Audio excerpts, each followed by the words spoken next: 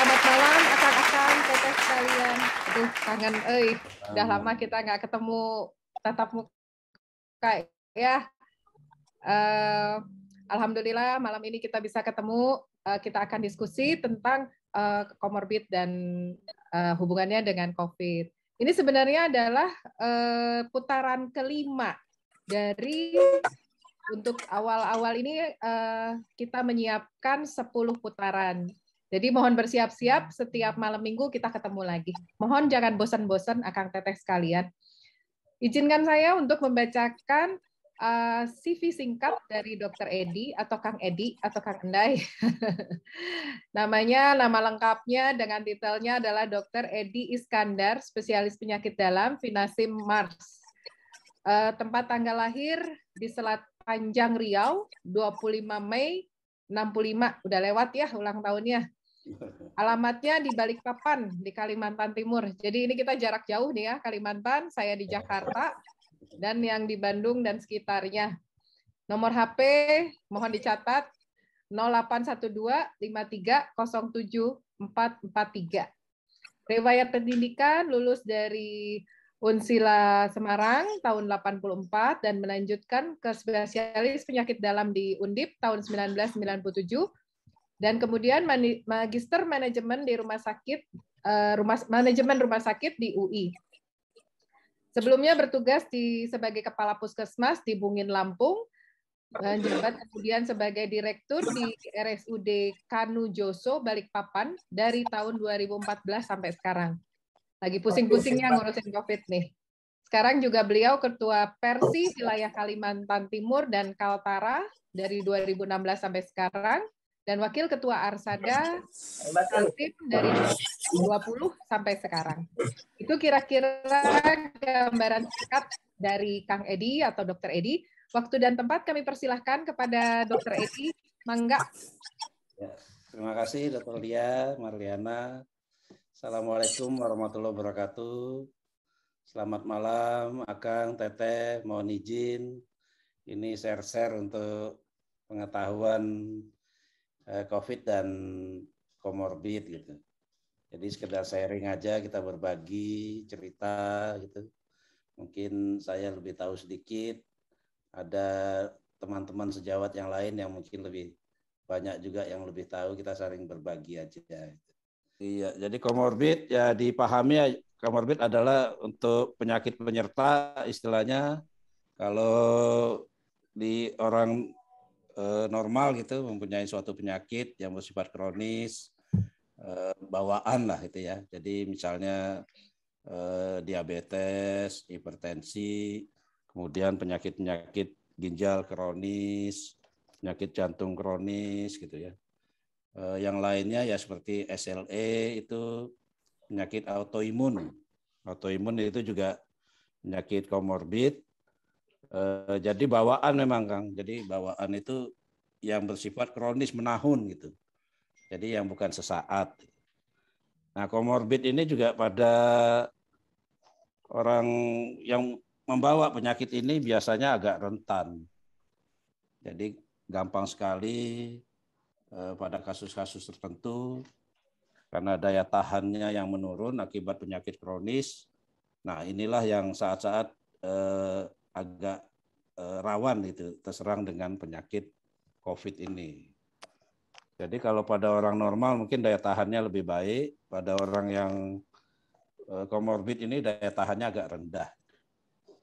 Nah, ini salah satu penyebab kenapa beberapa teman atau saudara keluarga itu yang komorbid lebih cepat kena COVID dan lebih cepat memberat. Nah, ini salah satunya. Pada diabetes lah, yang paling sering itu yang paling tertinggi komorbid yang agak berat terkena COVID itu pada hipertensi. Tapi ada juga beberapa literatur mengatakan pada diabetes mellitus. Nah, dua penyakit ini yang dalam penelitian terbanyak yang mendapat komorbid COVID-nya memberat. Pada diabetes mellitus kita ketahui bahwa penyakit ini memang penyakit kronis ya, baik diabetes mellitus yang pakai insulin atau tidak tergantung insulin. Penyakit diabetes ini termasuk penyakit yang imunokompromis. Jadi istilahnya kalau dibahasakan bahasa awam itu daya tahan tubuhnya menurun. Itu pada diabetes. Selain daya tahan tubuh menurun, terjadi penurunan fungsi dari organ-organ tubuh, terutama jantung, pembuluh darah, ginjal. Nah, itu pada diabetes tuh sering tuh. Apalagi dalam waktu yang cukup lama, menahun, atau gula darahnya tidak terkontrol. Nah, ini sangat-sangat sudah organnya sudah mengganggu. Begitu masuk dengan infeksi komorbid, maka ini akan cepat memberat. Itu salah satunya. Nah, pada hipertensi juga sama. Hipertensi itu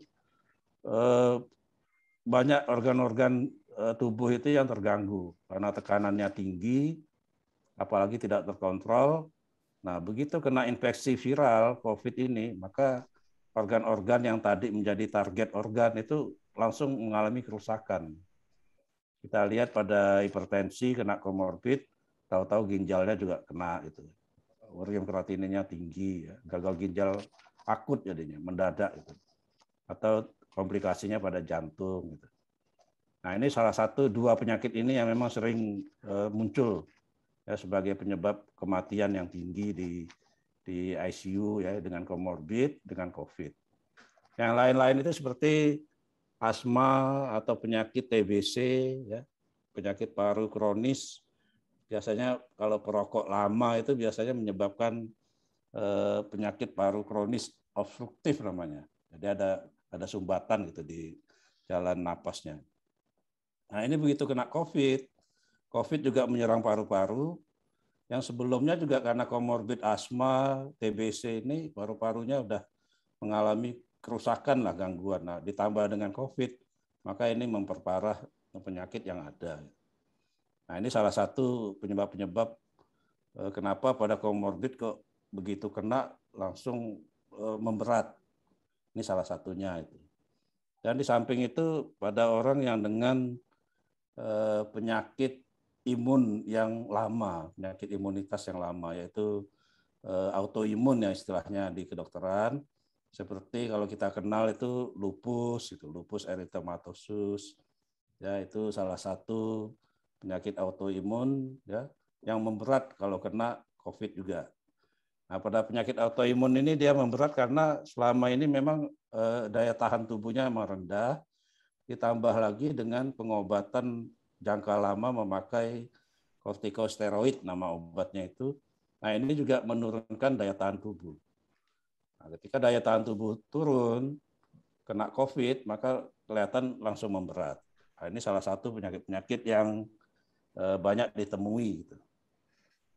Nah, kemudian yang lain lagi mungkin pada beberapa orang yang terkena kanker, atau dalam terapi, kemoterapi, ya, pemakaian obat-obat kemoterapi atau disinar, gitu ya, radiasi. Nah, ini juga menurunkan daya tahan tubuh. Nah, ini kalau kena COVID ini seringnya memberat. Gitu. Tapi komorbid ini tidak selalu memberat. Ya. Kalau dia terkontrol bagus, kemudian daya tahan tubuhnya bagus, tidak selalu memberat. Tapi kalau dengan penyakit komorbid yang tidak terkontrol, maka inilah yang paling menyebabkan penyakitnya memberat.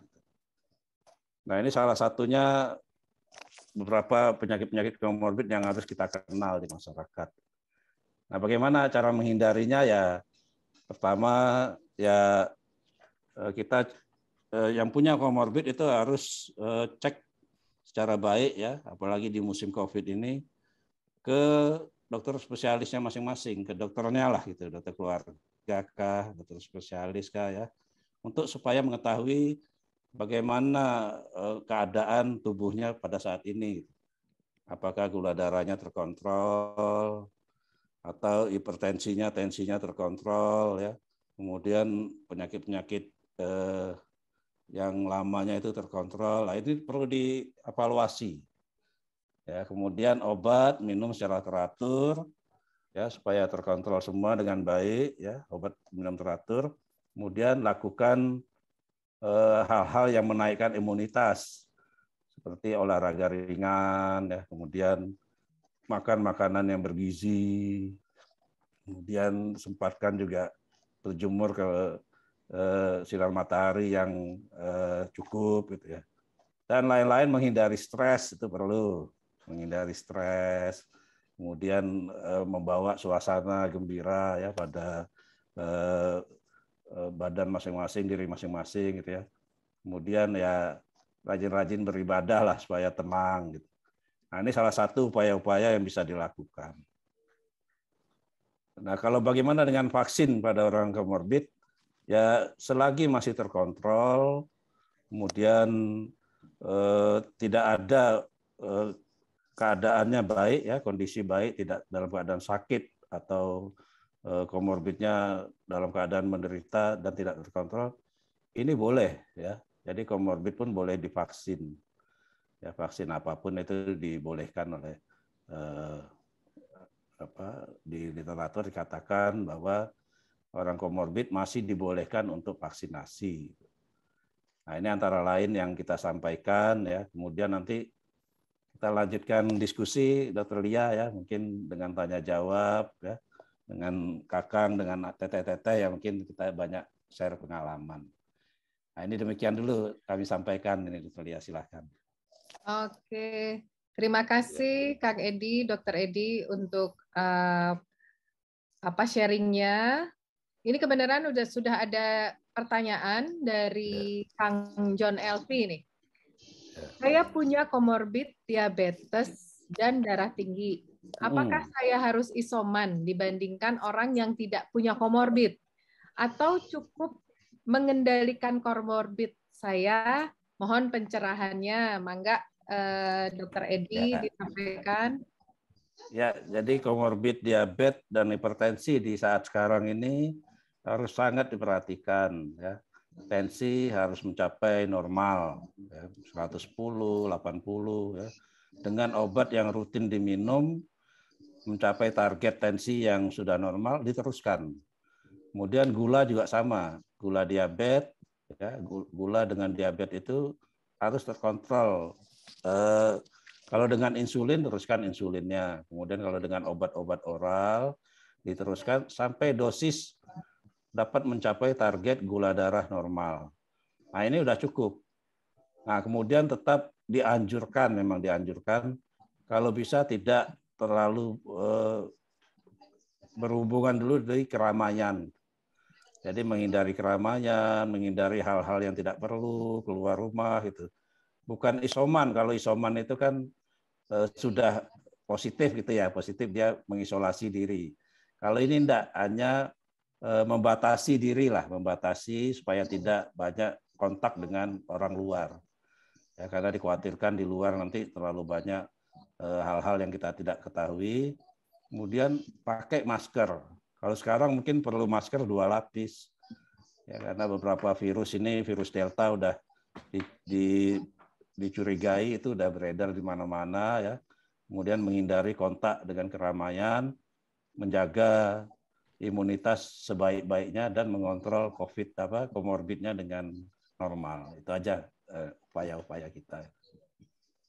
Ya. Nah, jadi mungkin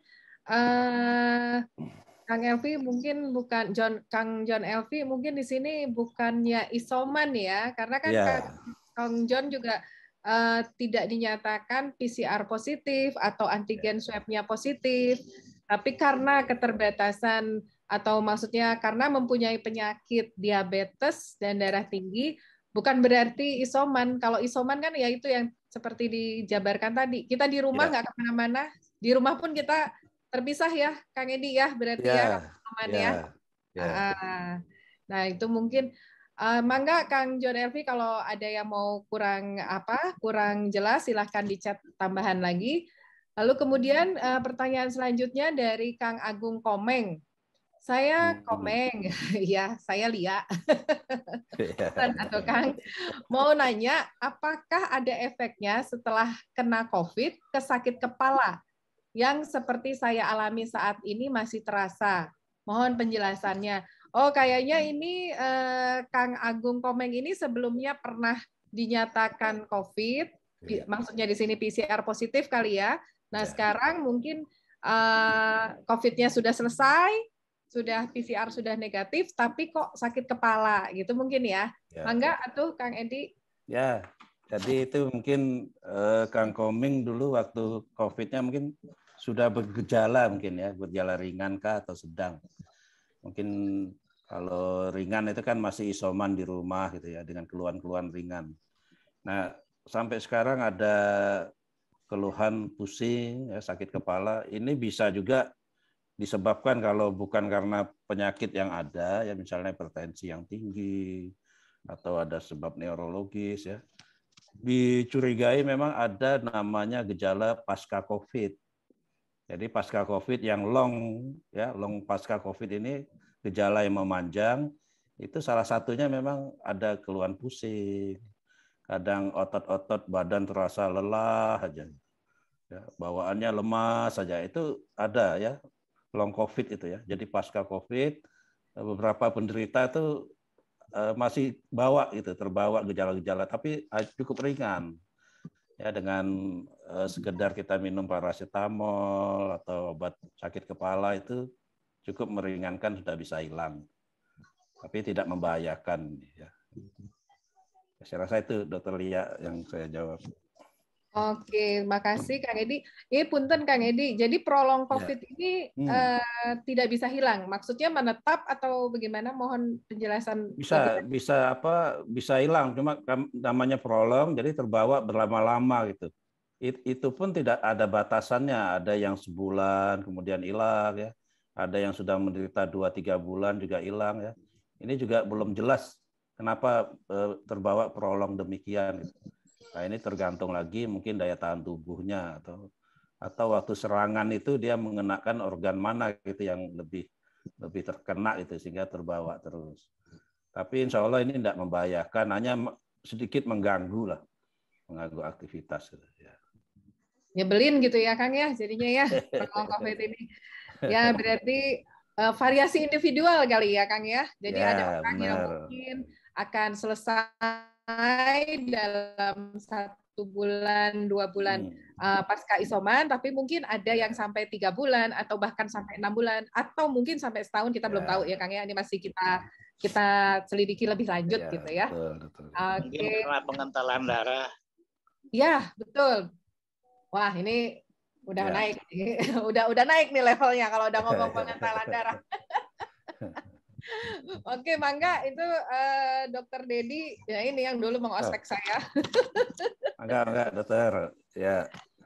Mangga, Dokter Dedi mungkin mau menambahkan tentang pengentalan darah, kan nggak mungkin Dokter Dedi mananya pengentalan darah. Ya pengentalan darah aja, jadi kayak teman saya udah COVID-nya sembuh, stroke. Ya. Stroke, meninggal. Oh ya. Ya, kalau itu mungkin komplikasinya. Yang mau saya tanyakan, kalau prasyarat vaksin Moderna itu sama dengan syarat vaksin yang sebelumnya, syaratnya sama enggak? Ya, untuk kalau yang komorbid. yang komorbid ya, komorbid masih sama Kang. Jadi di nakes itu ada dapat Moderna yang ketiga ya, atau yang masyarakat juga dapat Moderna ini. Jadi komplikasi-komplikasi itu hanya ini yang pasca COVID itu sampai sekarang masih memang 3 bulan kalau di Kemenkes. Ya. Tapi secara penelitian memang ada literatur mengatakan pasca COVID boleh langsung divaksin. Nah ini memang masih berbeda antara Kemenkes dengan anjuran dari PAPDI. Ya, kalau PAPDI kalau begitu selesai COVID, kondisi gejala-gejala sudah tidak ada, bagus, normal, PCR negatif, maka boleh divaksin. Nah, kemudian dengan gula pun kalau sudah ke level dia mendekati normal, ya 140, 150 gitu, sudah boleh divaksin juga. Dan bahkan orang hamil juga boleh divaksin. 12 tahun ke atas Kang ininya. Iya, betul sekali. Nah, maksud saya ini, karena side effect dari Moderna itu terutama Ya. ke jantung, miokarditis sampai kadang-kadang kardiak arrest. Ya, apa perlu perhatian khusus untuk jantungnya gitu? Ya, kalau selagi penyakit jantung tidak bergejala waktu vaksin, jadi dalam kondisi baik, semuanya terkendali, ya, nah ini dibolehkan. Gitu. Nah, tapi namanya komplikasi kan macam-macam ini, Kang. Jadi orang normal pun banyak yang gejalanya juga Moderna ini sangat terasa betul. Jadi begitu divaksin 1 jam aja sudah suhunya udah 38 derajat Celcius. Jadi panas terus dia sampai merasakan 2 hari. Nah, ada juga yang memerah pada lengannya itu bekas vaksin itu melebar gitu sekitar 10 diameter 10 gitu ya. Eritemanya itu. Ya, kemudian yang paling terasa itu ya itu tadi ada menimbulkan sesak, debar-debar ya. Memang reaksi ini dikhawatirkan memang kan anafilaktik yang paling dikhawatirkan, yang paling ditakutkan. Tapi ini memang tidak bisa diprediksi. Jadi masing-masing orang ya beresiko memang. Nah, ini yang kita belum tahu betul. Risikonya lebih besar dari yang biasa ya? Ya, pada orang-orang tertentu, Kang. Jadi orang-orang yang sensitif ya. Ini kan dan tidak ada tes pendahuluan gitu pada Moderna itu. Tidak ada tes alergi pendahuluan itu. Nah, ini yang kita masih individual lah. Masing-masing orang bereaksinya masing-masing beda itu. Ya, terima kasih. Ya, Kang. Assalamualaikum. Waalaikumsalam. Terima kasih, Dokter Dedi. Ya. Lalu selanjutnya ini dari Kang Aam Muharam. Kawan saya punya penyakit jantung. Sebelum divaksin, konsultasi dulu sama dokter. Katanya, oke, stop divaksin maksudnya apa ya? Oke, divaksin, stop divaksin. Setelah divaksin pertama, besoknya sesak napas. Apa kebetulan atau ada pengaruh dari vaksin? Dalam hal ini, vaksin yang diberikan adalah vaksin Sinovac. Mangga, Kang Edi, mohon pencerahannya. Ya. Jadi vaksin Sinovac ini paling ringan gitu. Jadi paling ringan, dia hampir 90% mereka yang divaksin Sinovac ini tanpa gejala. Jadi bagus gitu. PD-nya penyakit setelah vaksin itu rata-rata tidak muncul gitu. Lain dengan Moderna. Kalau Moderna hampir 90% menimbulkan gejala. Gejala-gejala reaktifnya itu. Nah, ini bisa sugesti juga bisa ya. Jadi sesak itu nanti diperhatikan betul apakah memang penyakit jantung ini kan ada predisposisinya dia sesak. Apakah aktivitas bertambah, minum banyak ya, atau obatnya nggak diteratur ya saat itu ya, atau sugesti. Nah, ini yang jadi masalah ya. Jadi kalau memang sesak, coba dicek lagi ke dokter jantungnya, mungkin di EKG ulang, diperiksa ulang, apakah memang karena jantungnya ada reaksi dari jantung atau memang sugesti. Ya itu mungkin yang. Berisi, Kang. Itu ya. Ternyata kemudian di ring malah. Oh. Jadi langsung di ring, tadinya nggak apa-apa, terus jadi harus di ring 6 berapa gitu langsung. Oh iya. Berarti sudah ada sebelumnya sudah ada jantung udah ada. Makanya dia penyumbatan. Ya, makanya dia ke dokter dulu sebelum divaksin. Ya. Gitu. Setelah dokternya ngizinin, besoknya sesak napas, terus kemudian harus di ring 6 biji langsung gitu kira-kira. Apakah jadi kental darahnya atau gimana? Kalau pemasangan ring itu kan tidak lihat kekentalan darah, tapi karena sumbatan di pembuluh darahnya itu. Nah kalau sampai 6 itu berarti sudah ada duluan tuh, udah banyak itu sumbatan-sumbatannya itu. Biasanya mungkin sebelumnya udah disarankan untuk pasang ring, jangan-jangan. Ya mungkin juga. Ya mungkin tidak terdeteksi atau udah ada saran pasang ring. Ya saat ini aja bersamaan setelah vaksin itu gejalanya muncul gitu. Ya, itu udah kronis, itu udah menahun biasanya kalau udah sampai, apalagi udah 6 ring itu ya. Iya. Udah 6 ring udah semuanya itu. Hampir 6 titik itu yang di. 6 titik ya. Betul. Cuma itu kenapa pas begitu akhirnya yang kedua dia udah nggak mau lagi. Nggak mau divaksin yang kedua. Jadi trauma itu ya, Iya, Kang ya. betul. Gitu, Ya, kayak ya. gitu. Oke, nuhun Dok. Oke, sama-sama. Lalu kemudian pertanyaan selanjutnya dari Kang Irawan Marhadi. Saya saat masih anak-anak menderita asma berat. Sepengetahuan saya, serangan kambuh terhadap saluran nafas atau bronki, bukan pada paru-paru. Mohon pencerahan, hatur nuhun. Ya, ya benar. Jadi kalau patofisiologinya memang ada penyempitan pada saluran napas, gitu ya. Itu karena apa? Ada penyumbatan, gitu ya. Jadi benar reaksinya memang pada saluran napasnya itu. Nah, di paru-paru ini kalau PPOK, TBC gitu ya, itu langsung ke paru-parunya. Betul Kang itu Kang. Oke. Jadi mungkin Kang Irawan Marhadi ini apa sudah atau masih, karena ini ceritanya waktu masih kanak-kanak, apakah saat ini di usia dewasa sudah nggak asma lagi kali ya, itu maksudnya, atau gimana nih? Ya. Mangga Kang Irawan mungkin mau ditanggapi jawaban dari Kang Edi. Mangga hatur nuhun Pak Dokter, Ibu Dokter juga. Mangga. Jadi sepengetahuan saya memang ke bronki, ke saluran nafas. Saya pada saat anak-anak itu dari 7 bersaudara hanya saya yang dipindah, yang kena asma, menderita asma. Oleh karenanya dipindahkan dari Bandung ke Purwokerto. Itu dari umur sekitar 9 tahun. Barangkali karena saya sendiri ulin kampung, jadi si asmanya itu tidak pernah lagi kambuh. Salah satu contohnya, saya tidak pernah mau memanjakan kondisi-kondisi yang memang saya hadapi, misalnya hujan, atau memang terus kedinginan. Yang saya sampai sekarang paling pantang adalah debu kapuk. Debu kapuk. Pemantiknya itu. Jadi kalau ada debu kapuk, mata berair dan kemudian sudah bengek saya kambuh. Sampai sekarang. Cuman alhamdulillah sampai sekarang barangkali juga bukan terus kemudian saya mau mengcounter pernyataan dokter bahwa merokok itu jelek.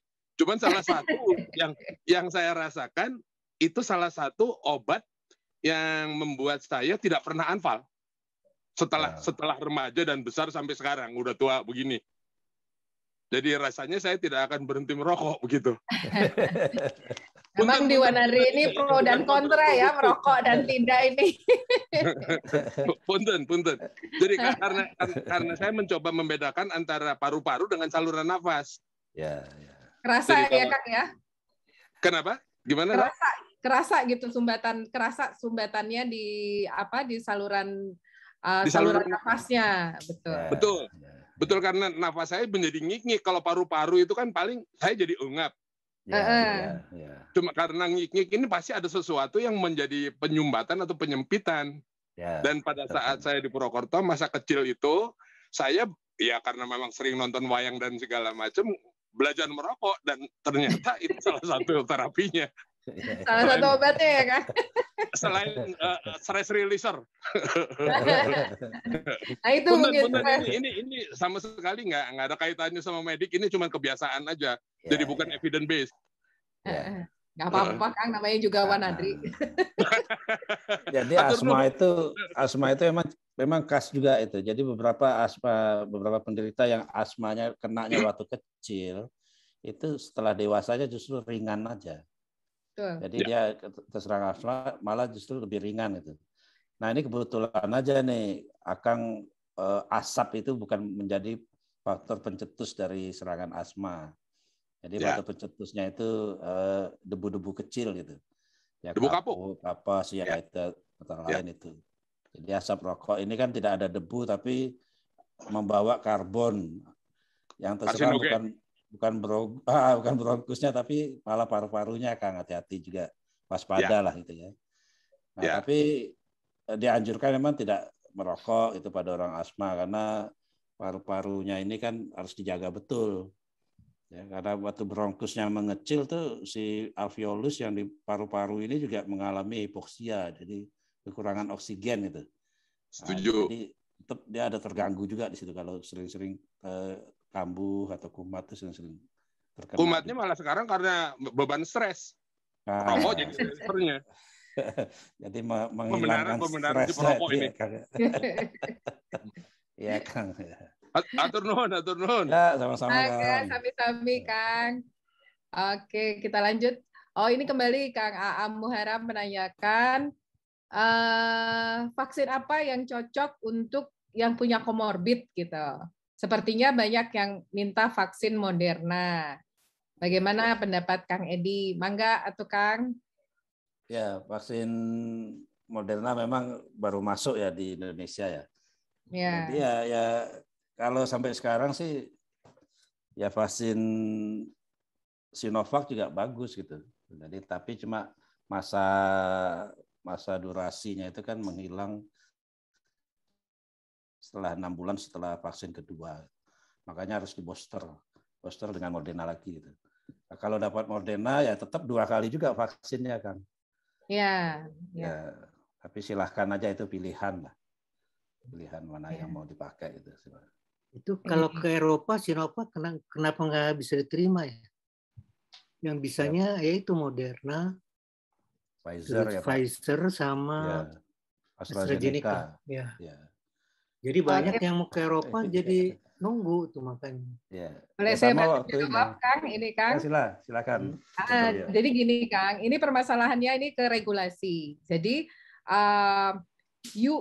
Schengen, negara-negara Schengen, negara UK, lalu negara Amerika dan sebagian Afrika Utara itu mereka mengeluarkan rilis vaksin yang boleh dipakai di negara mereka, yang diizinkan orang-orang warga asing untuk masukkan mereka sebelumnya harus disuntik oleh vaksin A, B, C, D. Nah, itu dikeluarkan pada tanggal 1 Juni. Tapi kemudian rilis dari WHO itu 6 Juni. Nah, kebenaran saya punya rilis dari WHO-nya. Jadi kan nggak mungkin si Schengen ini bikin aturan, kan dia harus ke parlemen lagi. Ini aturan baru keluar, masa langsung dalam seminggu langsung berubah, kan nggak mungkin gitu loh. Jadi memang nanti pasti akan seperti itu. Ini keduluan mereka mengeluarkan aturan sebelum si WHO mengeluarkan declare-nya gitu kan. Jadi sebenarnya kalau saya bilang itu si WHO juga kan dalam mendeklar itu nunggu fase 3, clinical trial dari fase 3, termasuk yang data dari Indonesia, Peru, Turki itu kan belum semuanya masuk. Nah, setelah masuk itu semua, baru dideklar bahwa Sinovac boleh dipakai. Gitu kira-kira, Kang. Bisa minta itunya? Ada. Sirkularnya? Kemana? Ke chat atau ke email? Apanya, Kang? Itu sirkulernya. Sirkuler surat yang dari WHO. Oh, ada. Nanti saya kirim ke ini aja, ke admin aja. Oke. Ke chat juga boleh. Iya, Kang. Itu kira-kira. Mungkin Kang Edi ada tambahan? Ya, mungkin begitu ya. Sama dengan kemarin kita waktu mau rencana naik haji itu, dari Indonesia kan Sinovac belum diakui gitu. Karena WHO juga masih menunggu trialnya selesai dulu. Gitu. Tapi kita kan pakai itu kan dalam kondisi izin darurat. Indonesia memakai Sinovac itu dengan izin darurat walaupun penelitiannya belum selesai. Kita udah pakai duluan itu karena kondisi darurat aja. Nah, itu jadi Sinovac udah boleh ke Eropa ya? Prancis udah gitu? Boleh, Kang. Boleh. Udah, Kang, boleh. Ya. Saya Desember rencana ke Swiss, Kang. Okay. Saya udah diminta itu sertifikat vaksin saya. Lalu kemudian saya lanjutkan ya untuk pertanyaan selanjutnya. Ini tentang autoimun. Pertanyaannya ada 2 dari Teh Ita sama Teh Ratih. Sama-sama autoimun disease.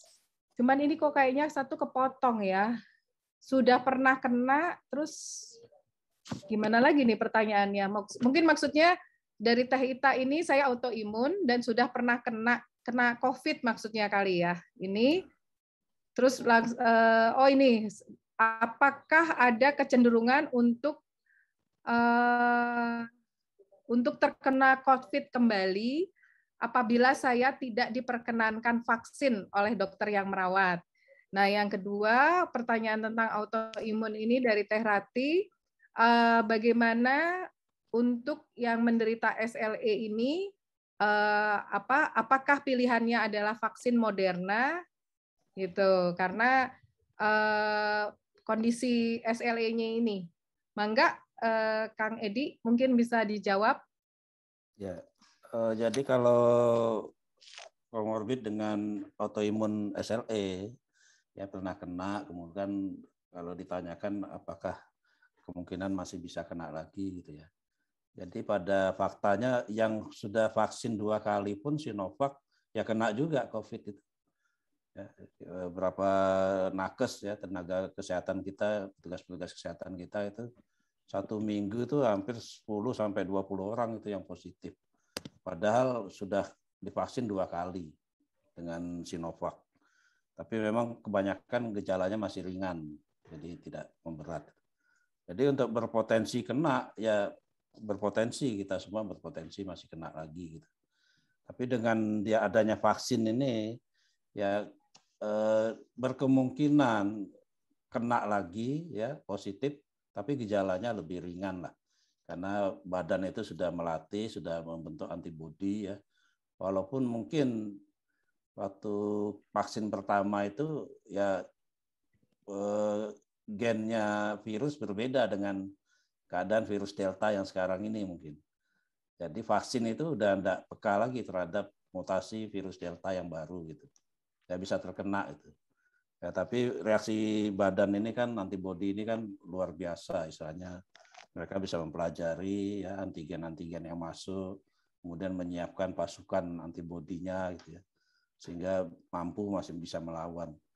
Tapi yang paling penting tadi daya tahan tubuh, ya imunitas, jangan terlalu lelah, ya kemudian kalau kayak SLE yang menghindari terik panas matahari, gitu ya, jangan terlalu obat-obat juga SLE ini kan minum obatnya kan rutin kortikosteroid ya mungkin ya. Jadi itulah yang kita waspada. Ya, tadi prokes ditaati, hindari kerumunan, ya, pakai masker 2 lapis, ya, cuci tangan, mandi setelah pulang. Ya. Oh, itu dijaga betul itu. Itu aja masih ya bisa kena juga. Ya, jadi semua usaha ikhtiar dilakukan. Nah, selepas itu ya kita ya berserah diri lah, mudah-mudahan tidak kena. Jadi vaksin apa yang tepat? Nah, ini memang tidak bisa direkomendasikan. Jadi vaksin yang tersedia aja. Jadi vaksin yang tersedia yang mungkin bisa dapat ya vaksin gitu. Ya. Jadi kan vaksin tidak banyak pilihan di Indonesia juga. Ya masih Sinovac, Moderna aja baru masuk, itu terbatas sekali. Gitu ya. Sedangkan AstraZeneca juga tidak banyak. Gitu. Jadi mendapatkan vaksin aja sudah bagus, ya sudah bisa. Tapi tadi atas rekomendasi dokter yang merawat ya. Kalau tadi lupusnya ada pertimbangan tertentu, dokter tidak menganjurkan dulu ya mungkin ditaati dulu gitu. Mungkin dokter lebih tahu ya dokter yang selama ini merawat mungkin lebih tahu. Ya mungkin gitu jawaban saya. Oke, cukup puas mungkin Teh Ita sama Teh Rati atau mungkin ada pertanyaan selanjutnya?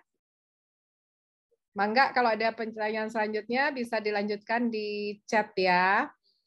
Sekarang kemudian dari Kang Demong, apakah penyakit-penyakit seperti darah tinggi, diabetes, asma, dan lain-lain merupakan penyakit bawaan atau turunan, atau disebabkan dari usia, makanan, dan bagaimana cara untuk mencegah penyakit tersebut?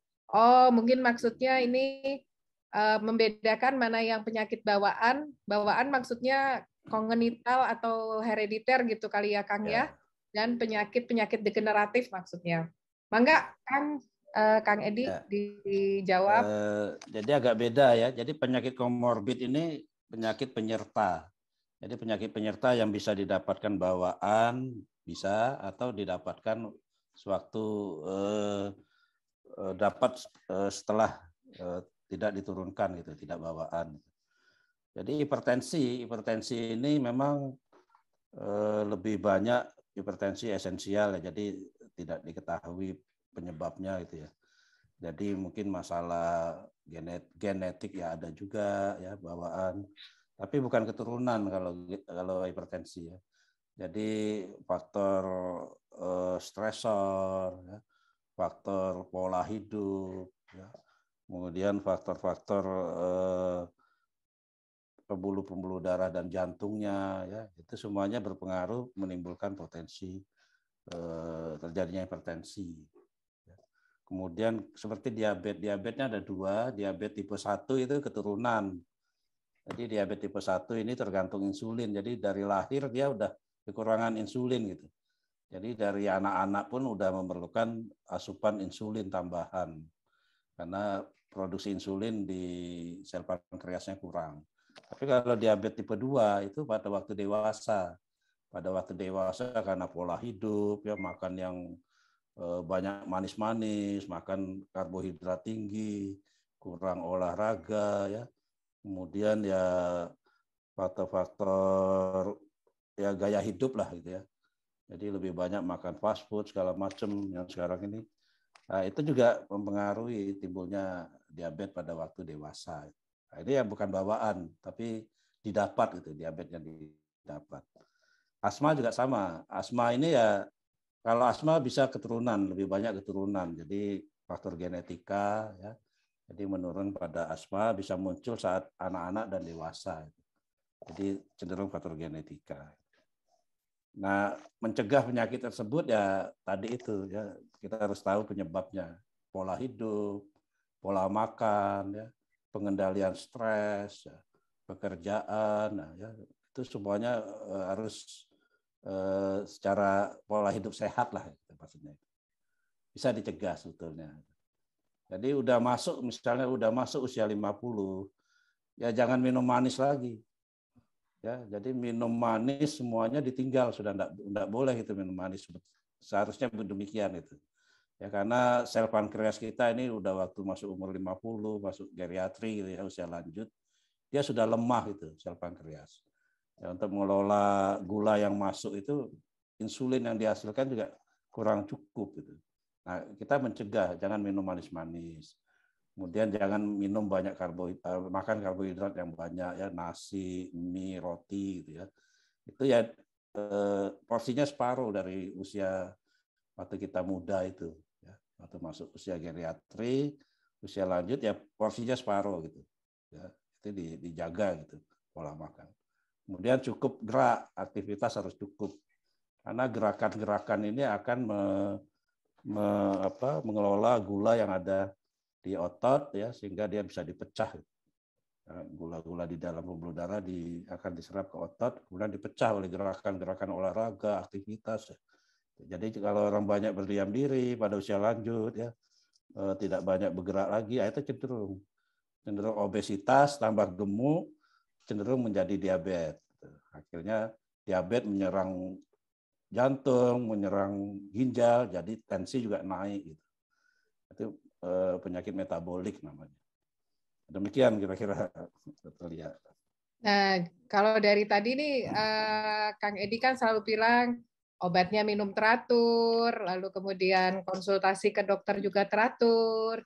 Nah, kadang-kadang nih kan suka gini aduh takut kalau keseringan minum obat hipertensi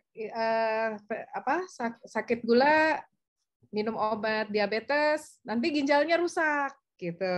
Jadi memilih untuk supaya tidak rusak ginjal, jadi memilih untuk tidak minum obat. Apakah pendapat itu benar atau enggak, Kang? Mohon masukannya.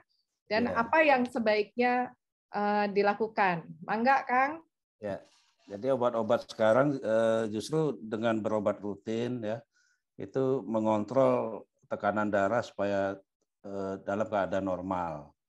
Ketika tekanan darah naik 140, 150, 200, nah ini akan menjadi beban di ginjal dan beban di jantung. Nah, kalau terus-menerus naik begini, akhirnya ginjal tidak mampu untuk kompensasi, akhirnya terjadi gagal ginjal. Kemudian jantung juga karena dia tadinya kompensasi, akhirnya menjadi dekompensasi gitu. Jadi terjadi gagal jantung. Nah, ini karena tadi itu ya justru lebih berbahaya kalau tensi ini tidak dikendalikan. Kemudian bagaimana minum obat secara terus-menerus? Itu memang obat sekarang sudah dinyatakan aman buat ginjal. Ya, obat-obat yang dikonsumsi saat ini itu aman buat ginjal. Justru dia melindungi ginjal justru. Ya, obat-obat yang kita minum, termasuk obat-obat diabetes. Jadi obat-obat diabetes itu ada obat-obat tertentu yang nanti dipakai untuk melindungi ginjal. Ya, ini dokter tahu ketika ada gangguan di ginjal maka dikasih obat yang melindungi ginjal itu untuk diselamatkan. Jadi jangan khawatir, Akang, Teteh, obat-obat saat ini ya, obat di saat modern ini, obat gula, obat tensi, ini semuanya sudah teruji gitu. Jadi aman untuk jantung, aman untuk ginjal, dan bisa dikonsumsi seumur hidup. Ya, kecuali misalnya dengan diabetes nih, dengan mengatur pola makan yang ketat gitu ya. Kemudian olahraga yang ketat gitu ya. Kemudian bisa dicek gitu. Tiap pagi dicek gula darahnya berapa ya, malam berapa ya. Tiap hari bisa dikendalikan. Ini bisa tanpa obat. Ya, kalau memang bagus ininya, makannya, dietnya sangat ketat, kemudian aktivitas olahraganya bagus gitu ya. Nah, ini kalau bisa dinormalkan dengan cara demikian, dan tidak usah minum obat boleh. Gitu. Obat tensi juga sama. Ketika minum obat tensi dosis normal, kemudian kita turunkan ke dosis setengahnya gitu ya. Kemudian tensi kita bisa terkendali dengan bagus. Kemudian pengendalian stresnya bisa dikendalikan, pola hidupnya sehat, ya happy gitu ya.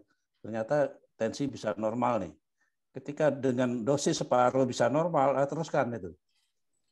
Nah, ketika berapa lama, 2-3 bulan dicoba lagi tanpa minum obat, dicek tensinya. Ya, dengan pola hidup yang bagus tadi, ternyata normal juga.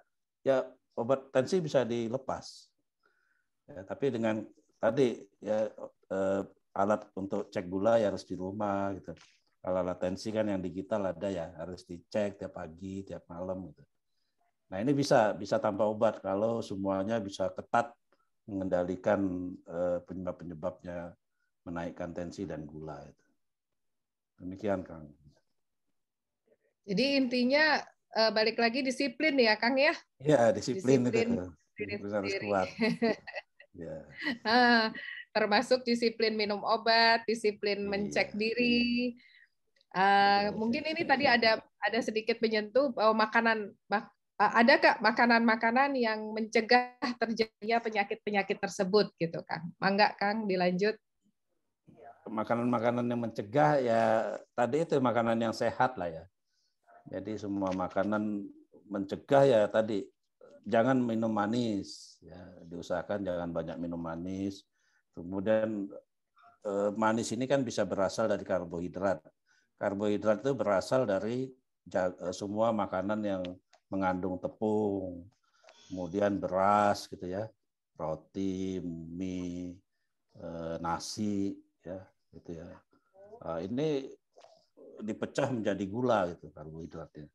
Nah, ini akan menaikkan gula, ya, gula akan tinggi. Jadi diet lah, ngurangi nasi, ngurangi konsumsi tepung-tepung, roti, mie gitu ya, dan tidak minum manis gitu ya.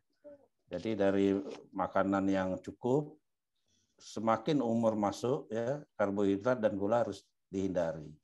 Yang paling jahat ini gula. Ya gula yang dari minuman itu sangat jahat itu. Ya, itu paling mengambil insulin paling banyak.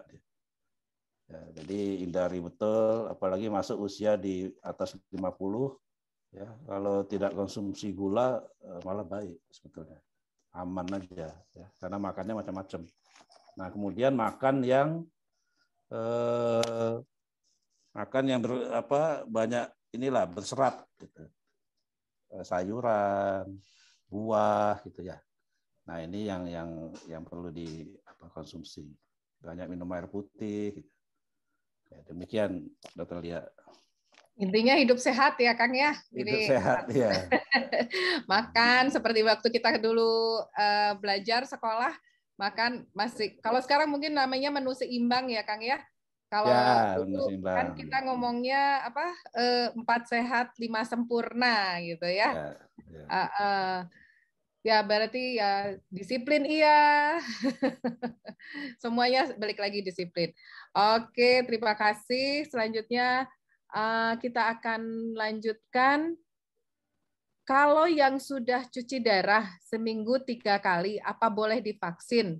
Begitu juga yang ginjalnya sudah dicangkok. Kawan saya ada yang punya ginjal 3, waktu saya ajak divaksin katanya tidak boleh. Atau sekarang sudah boleh. Nah ini mangga Kang Edi, di pencerahan dari Kang Edi, mangga ya. Kang. Jadi kalau yang sudah cangkok ginjal itu memang cangkok ginjal ini kan setelah cangkok dia akan minum obat-obat imunosupresan ya, jadi menekan sistem imun. Kedua dia akan minum obat-obat kortikosteroid yang terus-menerus tuh seumur hidup gitu. Jadi pasti orang-orang dengan cangkok ginjal daya tahan tubuhnya rendah.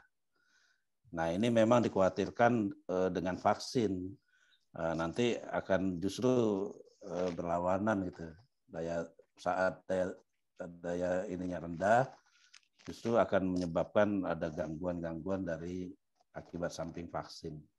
Jadi memang tidak dianjurkan memang pada mereka yang kanker ya, kemudian yang cangkok ginjal ya.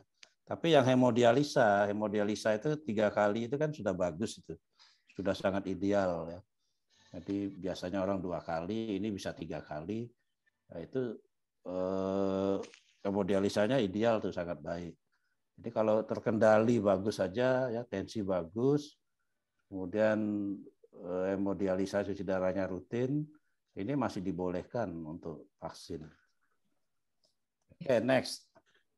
Oke. Ya, jadi ini gejala-gejala COVID nih. Jadi gejala COVID itu yang paling menonjol yaitu panas dan batuk. Ya. Panas, batuk, kemudian radang tenggorokan. Ya. Gejala-gejala lainnya ya tadi pusing, ya. Kemudian ada hilang penciuman, hilang rasa, ya. Kemudian sesak. Ya. Nah itu gejala-gejala umum lah dari COVID. Nah ini apa sering kita jumpai. Tergantung ringan berat, ya. Ringan sedang beratnya. Kalau yang ringan ya tadi cuma batuk pilek, badan agak panas. Gitu. Tapi kalau yang sedang berat mungkin sudah sesak. Jadi ada sesak gitu ya, sudah perlu oksigen. Nah itu masuk ke pneumonia. Jadi sudah sedang berat. Lanjut Bu Lia. Ya, mangga. Next. Kok ininya nggak mau lagi sekarang. Aduh. Yes. Ya, jadi tadi ya komorbid ini suatu penyakit penyerta. Jadi bersifat kronis. Jadi penyakit penyerta yang sudah diderita lama gitu. Jadi bukan akut.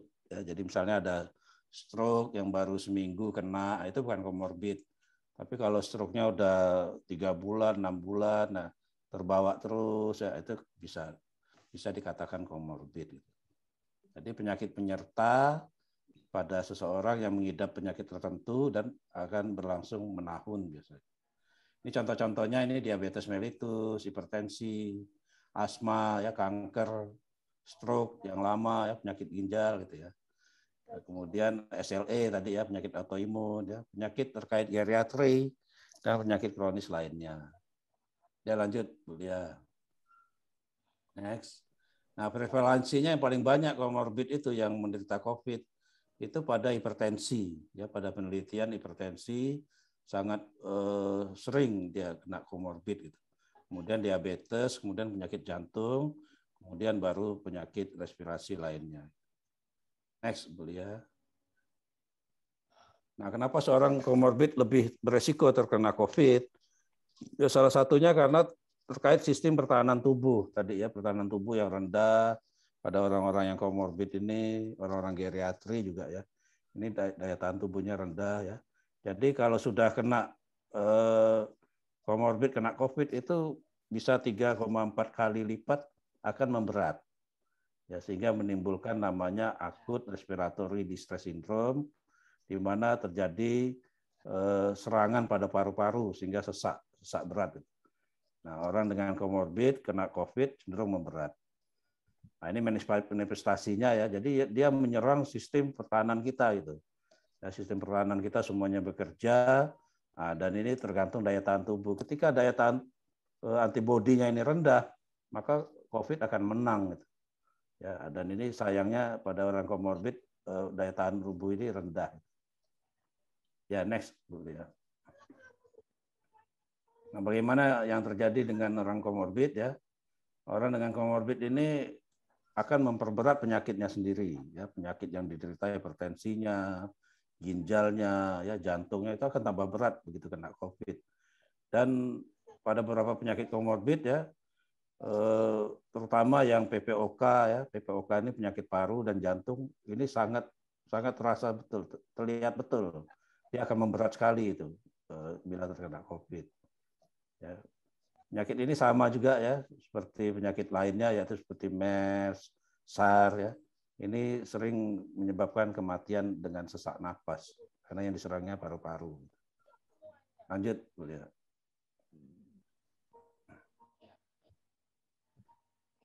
Ini ya kita lihat ini SARS ya, SARS-CoV-2 ini yaitu COVID ya, di mana di sini akan menyerang ya, menjadi tambah berat pada orang yang obesitas, yang mengalami peradangan, ya, ada gangguan-gangguan koagulasi tadi pengentalan, ya, adanya kenaikan gula, orang-orang usia lanjut, hipertensi, penyakit kardiovaskuler, ini terjadi pemberatan pada penyakit-penyakit ini.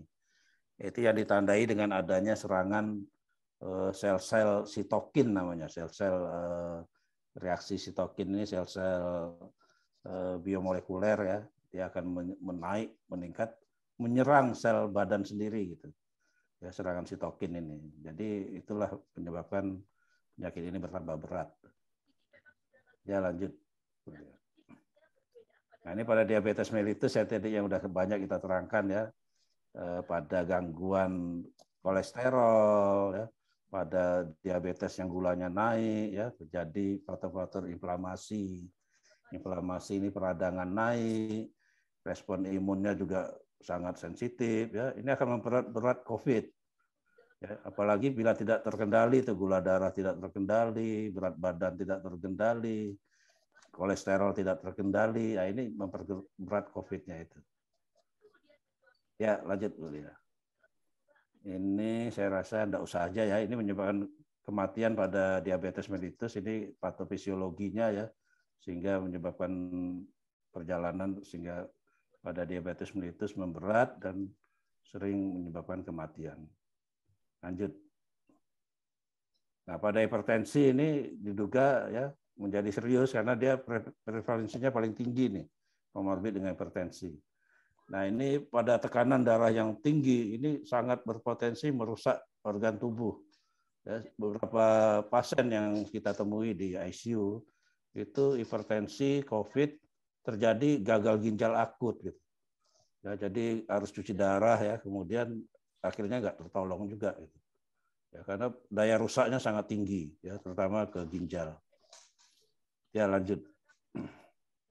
Ada autoimun ya, autoimun ini kondisinya tadi saya katakan adanya disregulasi imun, imunnya memang sudah rendah ya, karena memang ada minum-minum obat imunosupresan ya, kemudian minum obat kortikosteroid ya. Ini juga menambah ya, daya tahan tubuhnya tambah rendah. Termasuk di geriatri. Geriatri itu karena faktor genetik ya, faktor genetik, semua yang masuk usia lanjut itu terjadi penurunan semua fungsi sel. Fungsi sel, fungsi organ itu secara apa? Secara daya tubuhnya itu ya memang menurun gitu pada orang geriatri ya, penuaan sel lah itu. Ya, lanjut Dr. Lia. Penyakit ginjal ya, penyakit ginjal tadi ya, karena itu apalagi yang udah menjalani dialisis dan transplantasi, ini daya tahan tubuhnya pasti rendah. Ya, ini cenderung memberat pada COVID. Termasuk tadi penyakit asma, PPOK ya.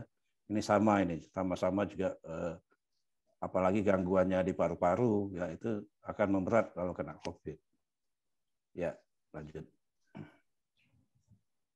Nah, pencegahannya bagaimana dengan orang tadi komorbid ya? kontrol teratur ke dokter gitu. Yang punya gula harus dikontrol apakah gulanya terkendali, tensinya juga apakah terkendali ya, mengendalikan komorbidnya ya dengan minum obat teratur ya, pola hidup sehat, pola makan yang sesuai ya, komorbid ya. Kalau tensi tidak boleh katanya ya minum-minum yang mengandung lemak-lemak gitu ya, berminyak-minyak itu untuk supaya tidak kolesterol tinggi. Kalau gula ya menghindari manis, karbohidrat gitu. Jadi pola makannya sesuai komorbid. Kalau asma ya tadi hindari yang penyebab pencetus asmanya. Ya lanjut dulu ya. Jadi rekomendasi dari perhimpunan endokrin ya ini ya tadi pertolongan ke medis ya, teruskan obat ya baik oral, injeksi gitu ya. Konsumsi obat-obatnya secara rutin diteruskan, pola makan yang sehat dan seimbang, cek gula darah secara teratur. Jadi dianjurkan punya alat untuk cek gula darah kalau yang bagi yang diabetes. Ya lanjut Bu. Jadi bagaimana rekomendasi untuk para diabetes ya pada infeksi COVID-19 ya.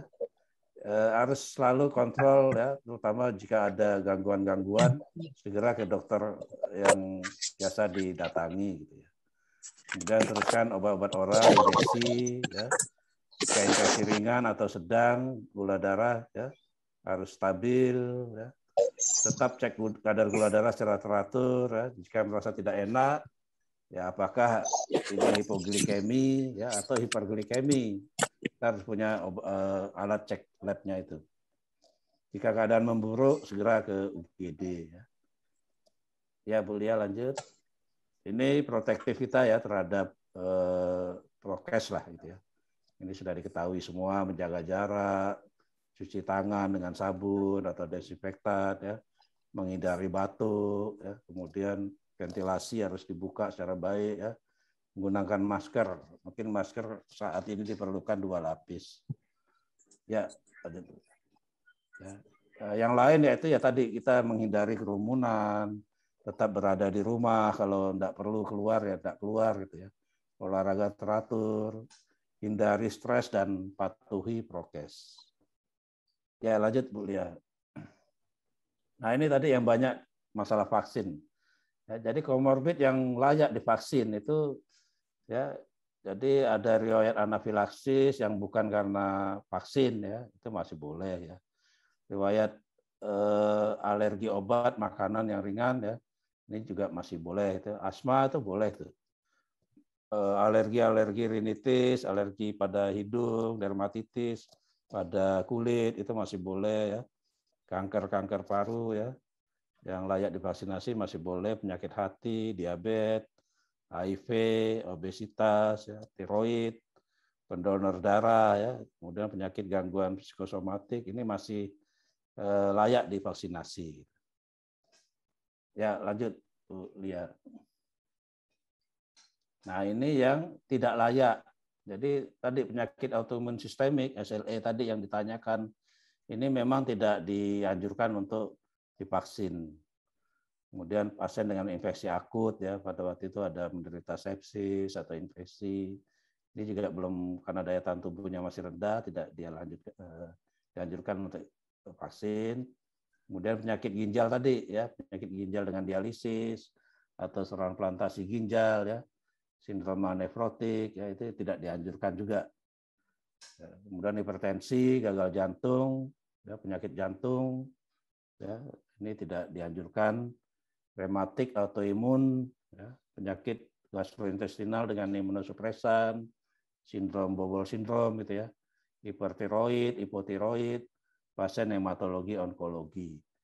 Tapi ini semuanya tergantung dokter kita ya, bagaimana dokter Kakang atau Tete yang mendampingi ya, mungkin advis beliau mungkin lebih bisa didengar gitu. Ya, terakhir slide ya. Jadi kita sayangilah keluarga kita ya. Mudah-mudahan bisa kita cegah COVID-19 ini ya. Tidak ada yang tahu ya kapan sampai berakhirnya kapan. Cara kenanya juga kita sudah protektif ya bisa kena juga ya. Ya jadi tetap bertawakal sama yang di atas. Ya lanjut Lia. Ya, saya rasa demikian. Ini yang terakhir ya? Ya, ada terakhir. Ya, itu yang slide kita ini. Oke. Mungkin ini terima kasih Kang Edi untuk presentasinya ya tadi. Mungkin dari tadi Kang Edi bilang hipertensi, gula darah tinggi. Nah, mungkin bisa diberikan sedikit pencerahan Kang Edi. Seberapa sih yang dibilang hipertensi, seberapa sih yang dibilang gula darahnya itu tinggi, hiperglikemi, hipoglikemi. Karena kalau nggak salah juga ada batasan dari Kemenkes untuk berapa tensi yang layak untuk divaksin dan kadar gula darah berapa yang boleh divaksin. Dan kalau nggak salah juga ada pemeriksaan HbA1c-nya juga ya Kang Edi ya. Mangga Kang Edi. Ya, memang pada awal vaksinasi itu HbA1c diwajibkan untuk dicek. Tapi terakhir ini yang terakhir dari Kemenkes tidak wajib untuk periksa HbA1c. Jadi kalau gula darahnya teratur, terkontrol ya, bisa di bawah 200 ya, atau idealnya lah 160 ke bawah gula darah itu. Ini masih boleh divaksin. Ya, kemudian tensi ini kan kalau di atas 140 gitu ya, per 90 di atas itu kan kita katakan hipertensi, grade 1, grade 2. Gitu. Nah, kalau terkontrol 150, 140 lah kita mintanya. 140 ke bawah, nah ini divaksin aman. Ya, jadi kalau udah 140 ke atas biasanya petugasnya tidak mau. Ya, atau gula di atas 160 mereka tidak mau gitu. Ya. Suruh balik aman. minggu depan. Ya, nanti vaksin yang lengkap minggu depan nanti dibahas. Minggu depan.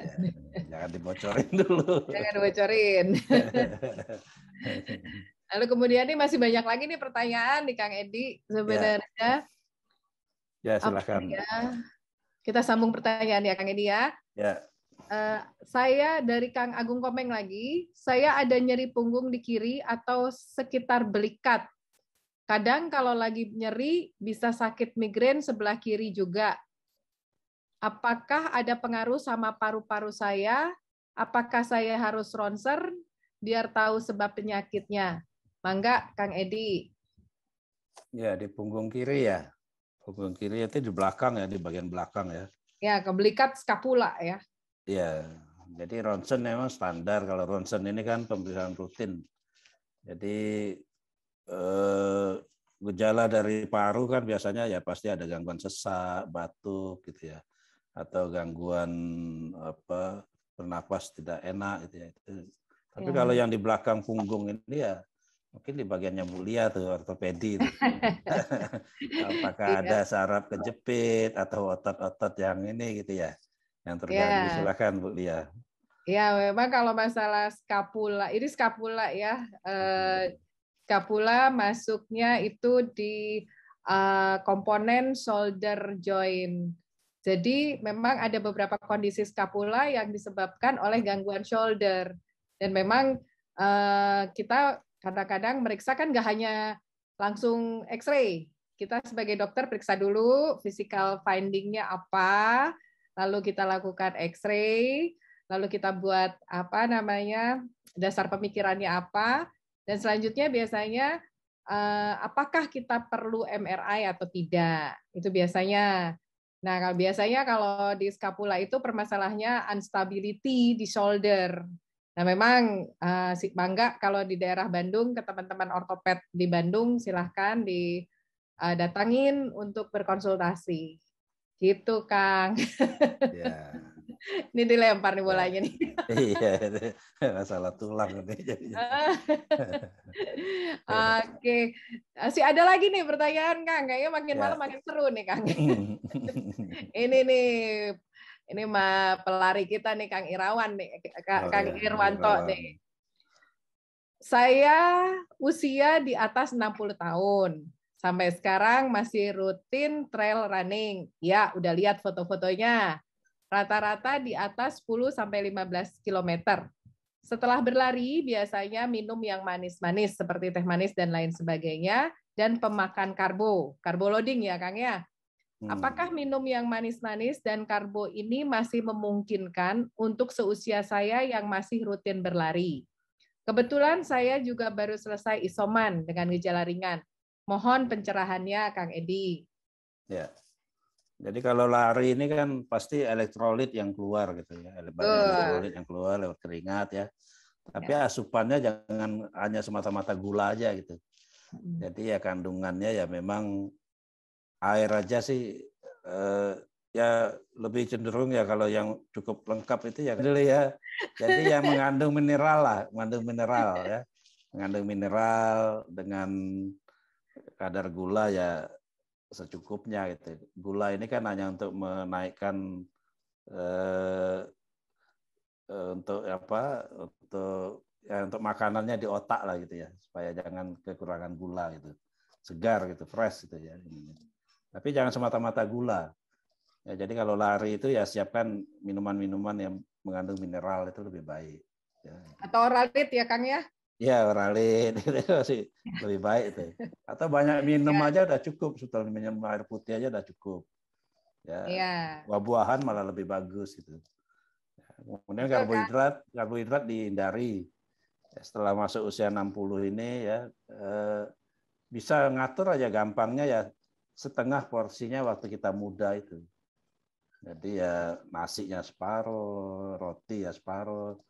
Masih boleh makan. Boleh makannya boleh ya. Kalau dia tidak diabetes masih boleh makan. Cuma ya sudah membatasi lah gitu.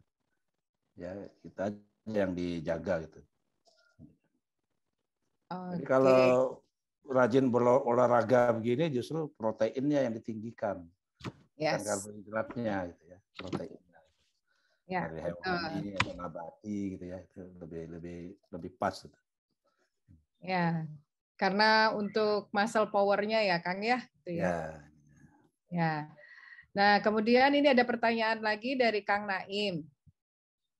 Kebetulan ada teman dokter atau dosen ngasih tahu resep obat COVID. Saya kutip resepnya ya, ivermectin 18 mg, mungkin bukan 18 ya, 12 mungkin ya.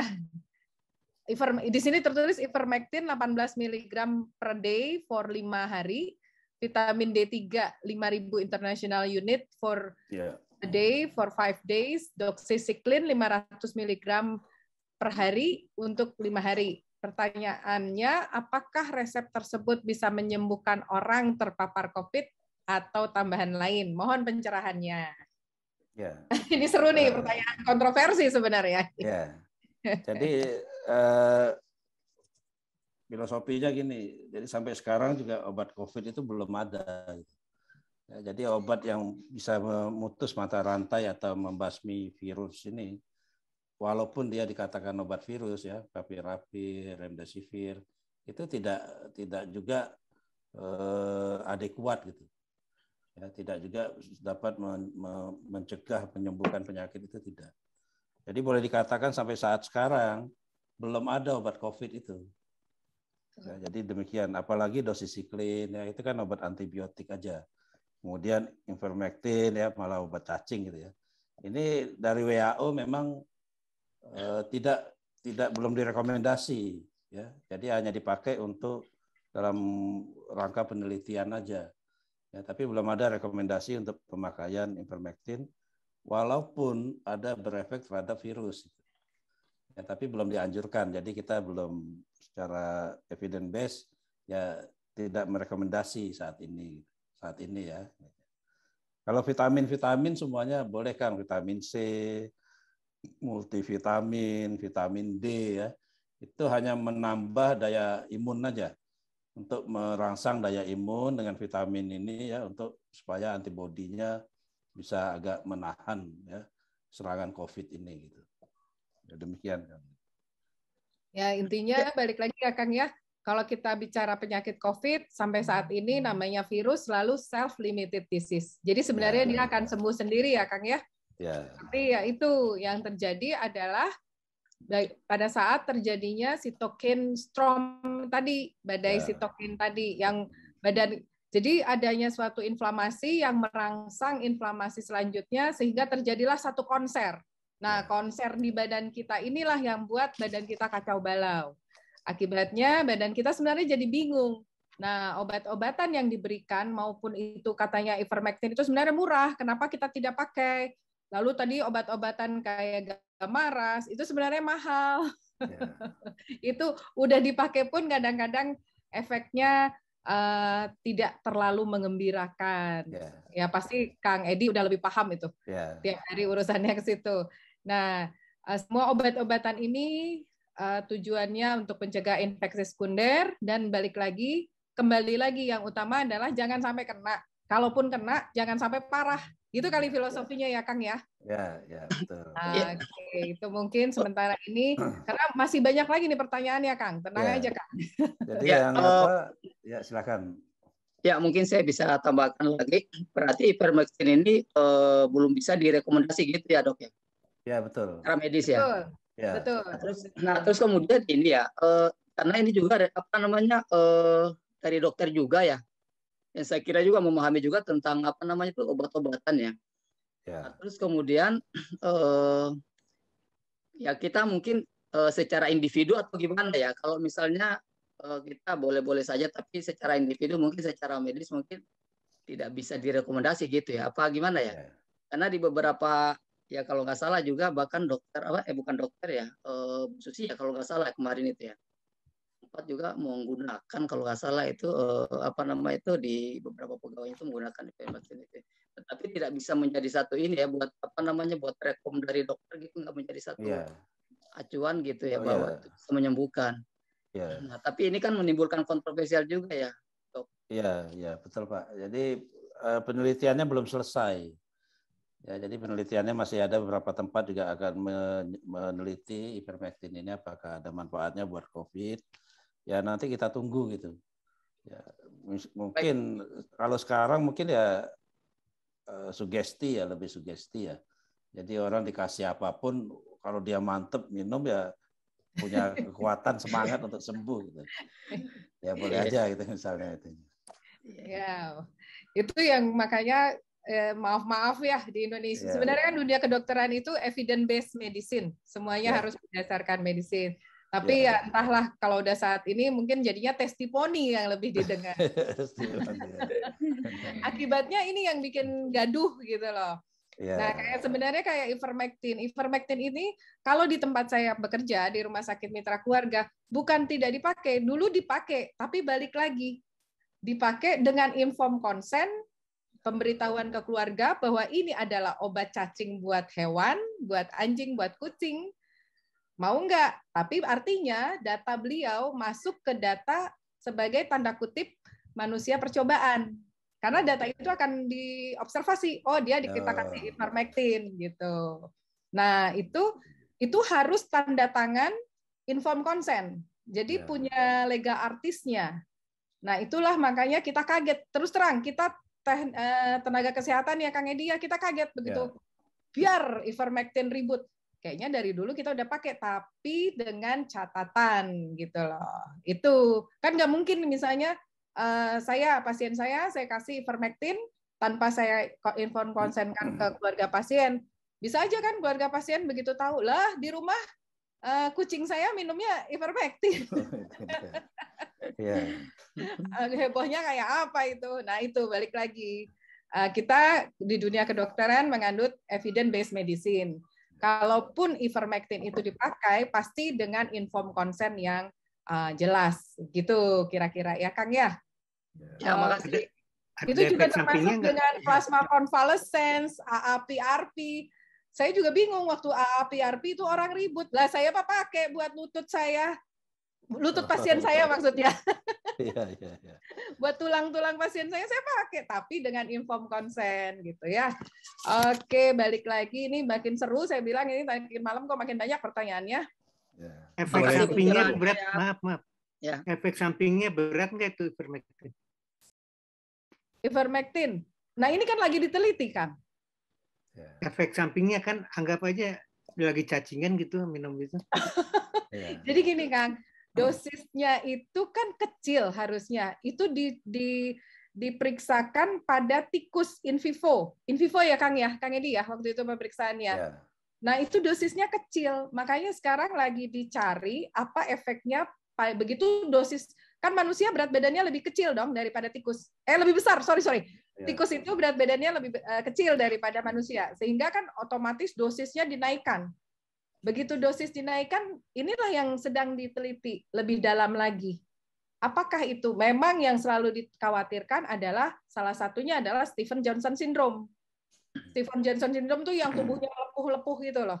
Nah, memang semua obat pasti punya Stephen Johnson syndrome. Cuman kalau seseorang yang udah kena COVID ditambah lagi Stephen Johnson syndrome, nangis, dokternya juga nangis pasti.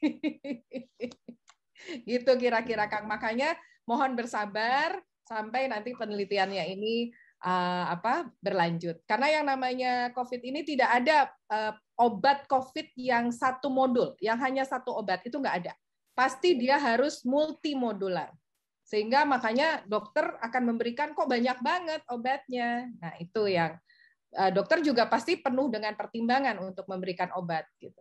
Nggak hanya seperti ini, kamu minum A ya, kamu minum B ya, kamu minum C. Kan dokter juga harus lihat pasiennya. Jadi itu percis waktu COVID awal, itu orang semuanya membeli kloroquine. Yes. Kloroquine ini kan obat malaria gitu ya. Kombinasinya obat malaria. Semuanya minum tuh kloroquine ya. Di Eropa pun ada beberapa rumah sakit minum obat kloroquine juga. Tapi terbukti tidak ada manfaatnya. Setelah perjalanan waktu diteliti, WHO tidak merekomendasikan karena memang tidak ada manfaatnya gitu kloroquine. Nah itu sama tuh boomingnya itu. Jadi hebohnya di medsos orang berlomba-lomba beli itu. Ya ini kejadian di ivermectin ini. Gitu. Ivermectin ini kan obat cacing untuk hewan lagi, bukan untuk manusia gitu. Nah tapi Punten, kan boleh bicara? Aneh. Iya silakan. Untuk obat cacing itu kan di Indonesia dok. Kalau kita lihat, ini kan kok dia bisa dapat Nobel ya tahun 2015 ya penemunya. Itu kan menyelamatkan ratusan juta orang di Afrika, Amerika Selatan. Karena izin BPOM-nya memang obat cacing untuk di Indonesia. Jadi kalau dilihat ya teman-teman saya banyak yang sembuh dengan minum ivermectin. Itu aja sih untuk menambahkan info aja. Makasih. Ya. Jadi untuk kesembuhan ini memang banyak faktor, Kang. Jadi mungkin ivermectinnya mungkin ya bisa berdampak, tapi bisa juga enggak gitu. Jadi kan selama pengobatan kan minum macam-macam itu daya tahan tubuhnya bagus, minum herbal, minum madu, jahe, ya, susu gitu ya. Kemudian istirahat cukup, ya, happy. Nah justru di situ kali letak penyembuhannya itu yang lebih utama. Sugesti lagi, ya minum-minum vitamin C, vitamin apa gitu ya. Ivermectin ini bisa juga menjadi sugesti gitu untuk penyembuhan. Nah itu kalau dilihat bisa, sih mungkin bukan sugesti ya. Jadi dia hanya minum ivermectin plus vitamin-vitamin, tidak minum ya. Seperti Actemra dan sebagainya itu tidak diminum sama dia. Ya ini kan gejala ringan ya Kang ya di rumah ya.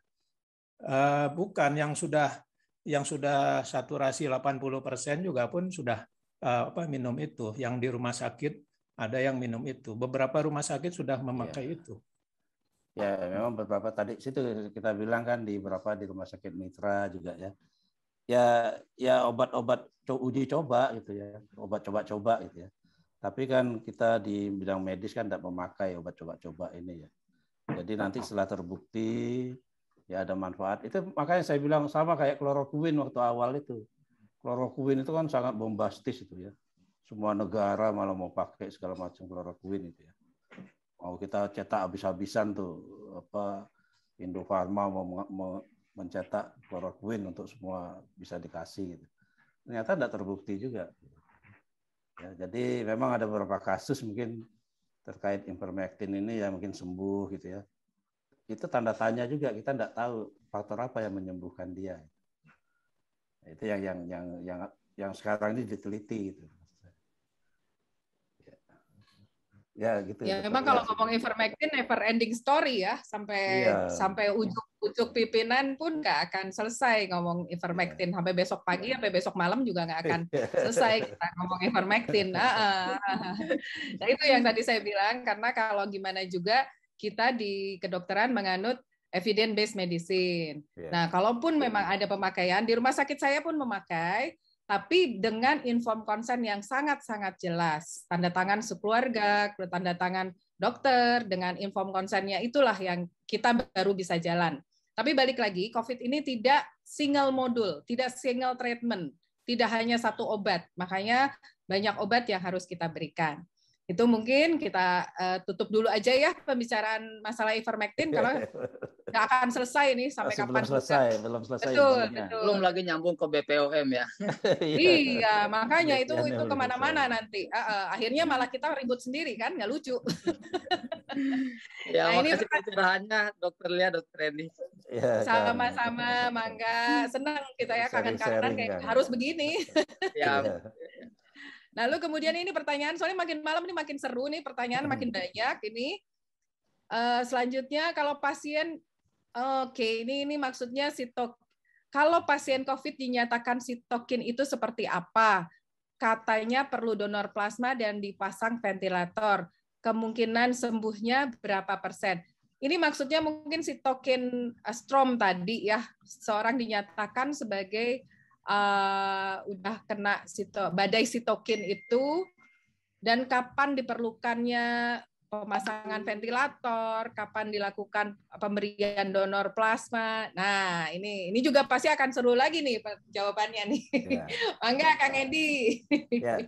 Jadi donor plasma konvalesen maksudnya ya. Ya, betul. Plasma konvalesen ini juga kita mulai terjadinya COVID ini mulai populer digunakan itu ya. Tapi rekomendasi terbaru tadi sore dari Pak Abdi Berkeni maupun dari spesialis perhimpunan paru ya, ternyata plasma konvalesen tidak berdampak banyak terhadap COVID, gitu ya. Tidak berefek baik itu, tidak bermanfaat banyak itu buat COVID gitu. Walaupun dalam masa kritis. Ya, jadi tidak direkomendasikan sekarang. Ya, termasuk Atempra. Atempra ini kan katanya kan memblok sitokin interleukin 6 gitu. Ya, ternyata waktu terjadi serangan badai strom itu, badai sitokin itu ya, biomolekuler keluar semua gitu ya. Reaksi inflamasi itu ya. Tidak hanya interleukin 6 yang naik itu, interleukin 12 ya, TNF faktor. Ya, jadi banyak itu sitokin lainnya yang naik. Jadi pemakaian Atempra, saya lihat tadi yang protokol COVID yang terbaru, Atempra udah tidak dimasukkan lagi. Jadi Atempra sudah tidak direkomendasikan lagi. Hampir dikatakan tidak bermanfaat. Ya. Kemudian untuk yang lain-lain mungkin jadi sampai ke ini ya, jadi sampai ke stem cell gitu ya. Ya. Nah, stem cell ini juga masih dalam uji coba. Yeah. Ya, jadi Stockholm itu masih dalam uji coba. Itu juga sama tuh. Ini medis betul di Stockholm ini. Ya, jadi beberapa dokter yang memakai itu juga dalam kategori riset gitu. Jadi diuji cobakan kepada pasien COVID. Ya, bisa bermanfaat atau enggak gitu. Demikian mungkin. Yeah. Segitu dinamisnya ya Kang ya, kalau kita mengikuti. Terus terang kita semua pasti saya dokter ortoped, tapi sebenarnya saya adalah pemain cadangan ya Kang ya. Saya kalau di pertandingan bola ini lagi duduk harusnya nih, tapi karena kondisi ini saya harusnya ada di belakang. Tapi saat ini saya udah harus maju ke depan. Harus. Jadi semua dokter sebenarnya mau nggak mau kita belajar apa yang namanya COVID dan segitu dinamiknya COVID. Saya sedikit cerita sebenarnya bukan buat apa-apa, tapi cuma buat pengetahuan aja. Kenapa Kang Edi menceritakan dari tadi hipertensi harus terkontrol, diabetes harus terkontrol? Karena mungkin awalnya pasien datang ke Kang Edi, dokter penyakit dalam, dokter paru, atau mungkin ke dokter jantung. Tapi ujung-ujungnya adalah datang ke saya. Itu datang ke saya dengan kondisi udah akut ischemic limb. Artinya jaringannya udah mati. Nah, kalau udah ceritanya jaringannya mati, berarti udah jadi jaringan infeksi. Nah, artinya saya harus turun tangan membuang jaringan yang mati itu tadi. Nah, itu makanya saya bukan nakut-nakutin, tapi ini ada jurnalnya, ada literaturnya, dan saya punya pasiennya. Nah, kenapa makanya dari tadi Dokter Edi bilang disiplin, minum obat teratur, kita juga tiap pagi bangun tidur cek tensi kita, cek saturasi kita, yang punya gula cek kadar gulanya. Nah, itu minum obat yang teratur itu maksudnya supaya mencegah jangan sampai ketemu ortopedi. Karena saya mau nggak mau ya mohon maaf. Artinya tindakannya adalah menyelamatkan nyawa dengan membuang jaringan yang rusak. Nah, padahal pasien saya itu akhirnya alhamdulillah setelah kita membuang jaringan yang rusak, pasien ini pun PCR-nya negatif, perbaikannya juga lebih bagus. Cuman kan berarti ada bagian tubuh yang dihilangkan. Jadi jangan sampai deh ketemu ortoped gitu loh. Cuman gara-gara komorbid tidak tertangani. Cukup ketemu Kang Edi aja. Itu mungkin bukan nakut-nakutin, tapi saya harus menceritakan apa adanya di lapangan. Gitu. Karena kita sebenarnya sebagai, kan kita juga kan kalau dokter kita terikat kode etik, kita tidak boleh kasih foto-foto pasien. Kalau kita, sebenarnya kita nangis ya Kang ya, kalau lihat foto-foto pasien di ICU tuh kita nangis. Ya mudah-mudahan jauh-jauhin deh dari kita. Itu mungkin. Nah, kemudian ini masih ada lagi pertanyaan. Nambah lagi pertanyaan. Mau lanjut ya? Atau udah mulai capek nih? Ini soalnya waktunya udah atau kita batasi satu pertanyaan terakhir, Kang. Lanjut udah, dibilang mau ditutup tambah pertanyaan lagi. Ini dari ini Ega Agustin, Kang Ega apa Teh Ega Agustin ini ya. Malam dok, saudara saya asma dari bayi. Pemicu kambuhnya biasanya karena alergi udara, entah karena dingin atau karena debu atau bulu-bulu. Ditambah lagi dia punya alergi obat yang mana jenis obatnya itu masih tidak jelas. Kadang-kadang hanya minum Panadol saja bisa sembuh alerginya, kadang-kadang juga tidak. Waktu itu pernah operasi sinus, sampai dia selesai operasi tidak menggunakan painkiller, karena painkiller yang diberikan menimbulkan alergi. Padahal sudah pakai jenis lain-lainnya sampai 2 jenis. Apakah aman untuk divaksin Sinovac? Kalau alerginya sudah kambuh, itu membuat dia sesak nafas, mata bengkak, tenggorokan bengkak. Nah, untuk case seperti itu, apakah aman untuk mendapatkan vaksin? Ini mungkin maksudnya riwayat komorbidnya alergi ya, Kang ya? Oke, mangga, Kang Edi. Ya, jadi faktor komorbid asma ya. Asma dengan faktor predisposisinya alergennya itu udara, debu gitu ya. Sudah mengenai waktu bayi. Kalau di kriteria untuk vaksin ini masih layak gitu. Masih dibolehkan untuk vaksin, tapi dengan pengawalan yang ketat. Nah, kita belum mendengar kalau vaksin ini ada tes alerginya gitu. Biasanya kan untuk sesuatu orang alergi itu untuk disuntikkan dia harus skin test dulu. Skin test dulu apakah ada ruam enggak, menimbulkan alergen enggak di sekitar suntikan tes itu ya. Kalau ini uji cobanya dia alerginya terlalu terlihat sekali ini, kita waspada. Bisa-bisa juga terjadi anaphylactic shock gitu. Adanya shock karena alergi berat. Ya, jadi pada orang alergi ya waspada itu. Apakah vaksin ini salah satu alergennya ya, atau bukan itu. Kalau dia bukan alergennya ya tidak akan berakibat apa-apa gitu. Tapi kalau alergennya ya beresiko gitu. Nah, tapi ya dalam pengawasan tadi setelah setengah jam atau 1 jam setelah vaksin itu harus di bawah pengawasan medis. Jadi vaksinnya sebaiknya di rumah sakit. Ya, jadi begitu timbul gejala-gejala alergi muncul, maka kan sudah kasih tahu dulu petugasnya kalau ada bawaan alergen gitu ya. Jadi begitu ada timbul reaksi alergi, obat-obat untuk reaksi alerginya itu cukup cepat disediakan di rumah sakit.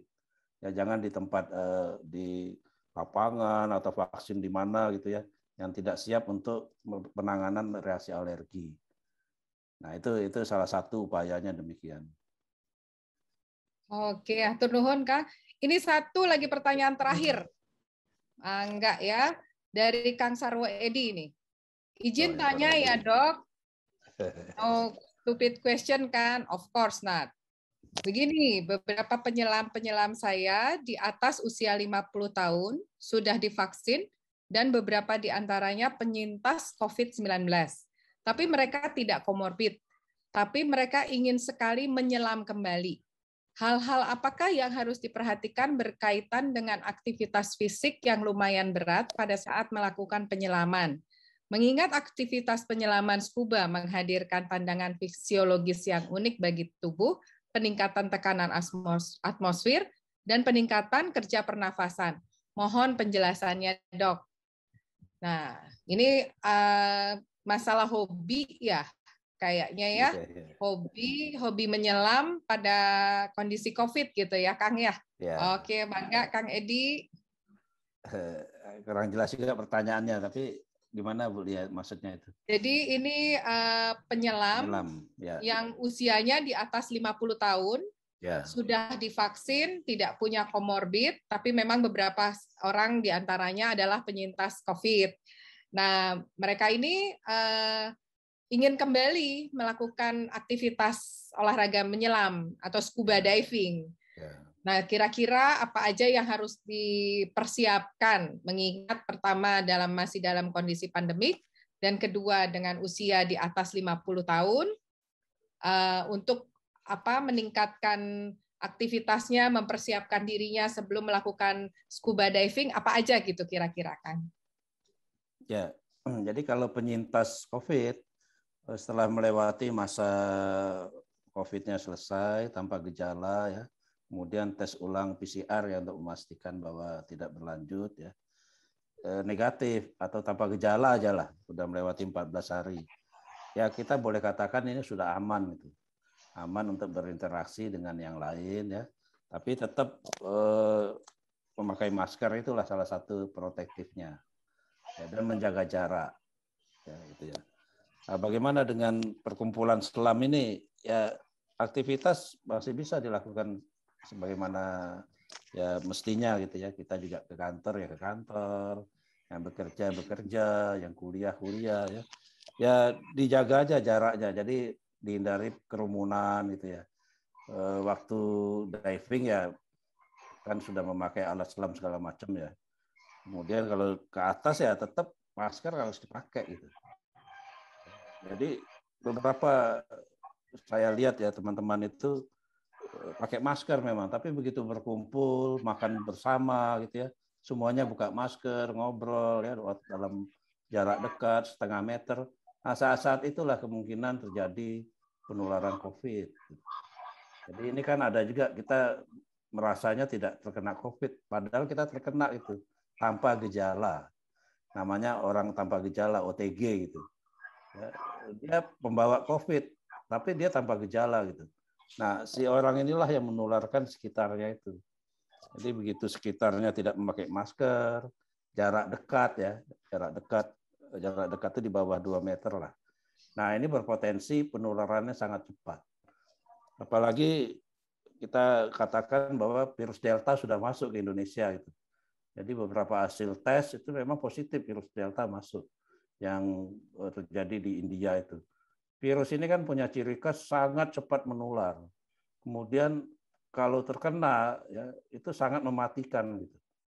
Jadi kita lihat dalam bulan Juli sampai Agustus ini begitu banyak korban COVID. Selama masa COVID dari tahun lalu sampai sekarang, yang paling tinggi angka kematiannya di bulan Juli Agustus ini. Dan penyebabnya adalah virus Delta itu. Ya, ini kita waspada gitu ya. Jadi walaupun aktivitas tetap dijalankan, menjaga protokol COVID-nya ya, dimanapun itu tetap harus dijaga gitu. Itu salah satu kita upaya. Mungkin Dr. Lia mau menambahkan, silakan. Kayaknya udah cukup tuh Kang. Memang balik lagi ya dari semua pembicaraan kita dari awal sampai akhir, kalau boleh saya simpulkan, karena punten pisan untuk pertanyaan yang belum terjawab ini, karena saya udah dapat time warning dari panitia, waktunya udah kelewatan ini ngobrolnya kita, padahal masih seru nih ya Kang ya. Mungkin dari pembahasan yang tadi kita bahas dari awal, sebenarnya balik lagi, untuk komorbid apapun itu tetap lagi kembali ke disiplin diri dalam menjalankan prokes, protokol kesehatan. Nah, mungkin kembali kita sama-sama berkaca pada diri kita masing-masing, saya punya penyakit apa? Be honest by yourself, sehingga kita bisa mendapat bantuan dari profesional seperti para dokter, penyakit dalam, dokter paru, atau dokter jantung, sehingga tidak terjadi komplikasi yang lebih parah. Nah, salah satunya jangan sampai ketemu ortoped dalam masa COVID ini. Itu mungkin yang bisa saya simpulkan dari bincang-bincang kita, santai serius ya ini ya, alhamdulillah kita udah bisa lewat. Mungkin ada yang kurang-kurang, Dr. Lia, ya mohon dimaafkan, Akang, Teteh, senior-senior, mohon dimaafkan. Mohon maaf kalau ada yang kurang-kurang. Mohon maaf kalau ada yang kurang puas juga dengan penyajiannya. Mohon maaf juga tadi masalah IT, saya juga bermasalah dengan laptop saya ini kayaknya harus di lab biru mungkin ya Kang. Jadi nah, Dr. Lia, untuk COVID ini saya juga udah penyintas juga. Jadi saya ngalami itu 2 kali COVID. Jadi waktu 2020 awal masuk COVID bulan Maret itu, saya dari Jakarta pulang, saya kena tuh batuk, panas dingin gitu ya, batuk ya segala macam, badan semuanya sakit. Kalau malam kok tidur saya kok sesak gitu ya saya rasa. Nah itu saya kena tuh. Jadi awal COVID saya juga kena. Jadi saya isoman aja di rumah. Nah, bulan Februari kemarin 2021 saya udah vaksin. Vaksin pertama 2 minggu saya batuk lagi gitu. Badan panas ya, agak sesak. Makan itu terasa asin semua yang kita makan itu. Ya, udah saya bawa oksigen aja. Ya, saya enggak minum obat virus. Jadi saya udah tahu positif, saya juga enggak minum obat virus. Saya hanya siapkan oksigen, minum vitamin, terus minum madu, susu, jahe, herbal-herbal itulah. Jaga stamina, berjemur. Gitu. Ivermectin enggak ya? Enggak. Gitu. Belum kenal itu. Ya akhirnya sembuh juga itu. Tadi yang sub-limited itu kan. Ya, jadi melewati masa seminggu itu yang menderita betul. Ya setelah seminggu itu dia loading gitu, turun itu, udah turun gitu ya. Ya itu. Jadi saat kritis itulah jaga stamina itu yang orang menang atau kalah. Itu yang perlu itu. Jadi yakin betul ya kalau kita ada yang menolong, kita masih bisa kuat. Ini kan virus ini kan tidak terlihat dan lemah sebetulnya gitu ya. Kita punya pasukan antibodi ini luar biasa itu. Itu aja yang kita latih itu. Jadi melatih wanadrinya lah gitu ya. Supaya maju ini kan antibodinya itu ya. Itu saya gunakan itu. Jadi saya gunakan antibodi saya sendiri gitu untuk pengobatan. Itu kira-kira demikian. Sekedar cerita sedikit. Ya kalau sama Kang, kalau saya mungkin sedikit saya tambahkan dari pengalaman saya. Alhamdulillah kemarin saya adalah swab saya, PCR saya yang ke-17 Kang. Karena di rumah sakit saya mewajibkan tiap 4 minggu kita di PCR. Alhamdulillah yang ke-17 kemarin, alhamdulillah negatif. Saya belum pernah positif. Jangan. Ya, luar biasa. Prinsipnya adalah prokes. Saya tidak pernah di rumah sakit. Lalu kemudian ya kita kan punya tiket untuk praktek di rumah sakit itu 3 ya. Jadi SIP kita pakai 3. Saya selalu pakai APD level 3. Lalu kemudian setiap mau pindah rumah sakit saya mandi. Rambut saya ikat pakai hand cap. Nanti setiap mau pulang ke rumah pun saya mandi. Jadi sehari saya bisa 4, 5 atau 6 kali mandi. Ya. Tapi kulit ledes biarin aja, yang penting jauh dari COVID. Akhirnya balik lagi seperti yang kata Kang Edi juga bilang, prokes dan kita yang meningkatkan daya tahan tubuh kita sendiri. Yang tahu badan kita tuh sebenarnya kita sendiri kok. Jadi satu lagi nih Dr. Lia. Mangga. Jadi waktu mandi ya, kita bersabun semua itu. Jangan lupa lubang hidung tuh dimasukin sabun gitu. Betul. Ya, lubang-lubang hidung masukin sabun, kumur-kumur lagi ya. Karena sering di sini. Kayak tenggelam ya Kang ya. Iya, lokusnya itu di sini dia itu. Jadi lubang hidung itu juga disabunkan gitu maksudnya. Ya demikian. Alhamdulillah akhirnya selesai juga ya Pak Kang ya. Ya. Terima kasih. Dr. Lia, 1 round. Oh, mangga. Ready, silakan. Saya pakai anjurannya Dr. Edi, tapi bukan dengan sabun. Saya pakai Jexian 20 cc, isi air garam. Air garam lalu saya semprotkan ke dalam hidung sehari 2 kali. Sudah setahun lebih.